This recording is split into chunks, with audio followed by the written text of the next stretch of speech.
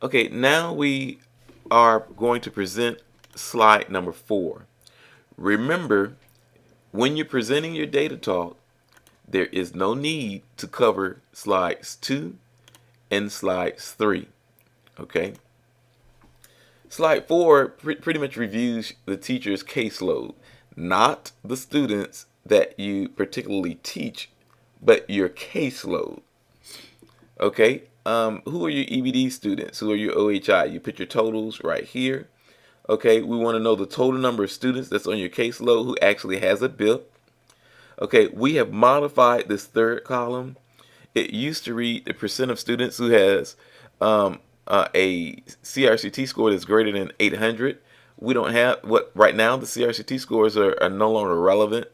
We are awaiting the release of the milestone scores, and we will adjust this column after we receive the milestone. So for right now, this column is not relevant.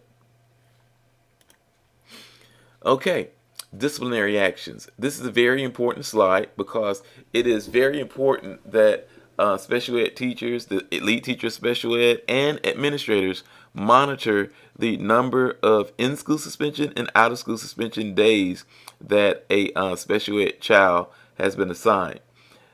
No child with an IEP should receive more than 10 days of in-school or out-of-school suspension days or disciplinary actions. Okay, I believe this slide is pretty much self-explanatory.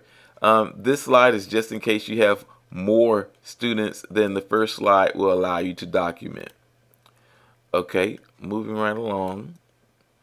Okay, now we're going to go into what was actually taught during a particular unit. Now, I put as an example Unit 1, but you may want to present Unit 4 or Unit 5. Okay, that's your choice.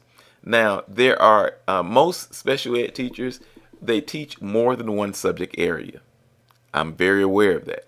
You have the option of presenting whatever subject area you would like to. Okay, so if you teach science and math, then you choose. Do you want to present the math standard or math class, or do you want to present the science class? That would be your choice.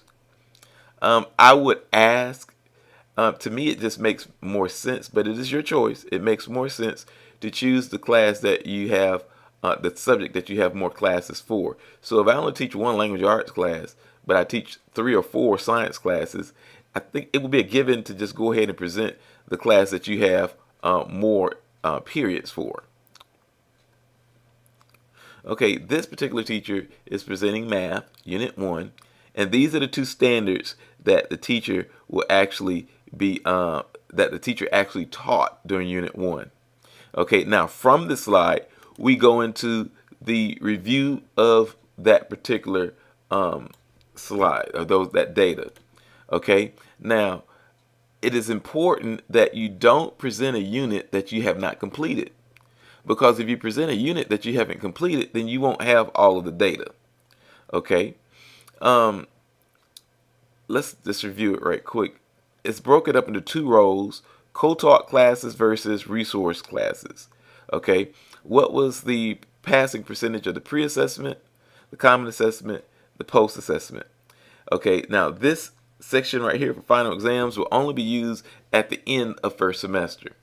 Okay, and then the total number of failures that the students received on their progress report for the most recent reporting period. For example, today is October the 27th, I believe. Okay, on October the 27th, well, the most recent grade reporting period was the 9-week progress report. Okay, so how many failing students did you have on your 9-week progress report? Okay, and you do the same thing for your resource classes. Okay, and let me say this. You would present this data based on your classes that you teach, not your caseload. Okay, this slide would be caseload. You're presenting your caseload data. But on this slide, you're letting us know about the information of the students that's actually on your class rosters. On this slide, you're presenting information based on this slide right here, you're presenting information based on the students that's on your caseload. Okay, please remember that you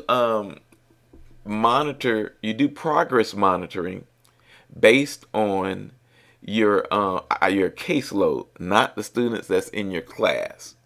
Okay,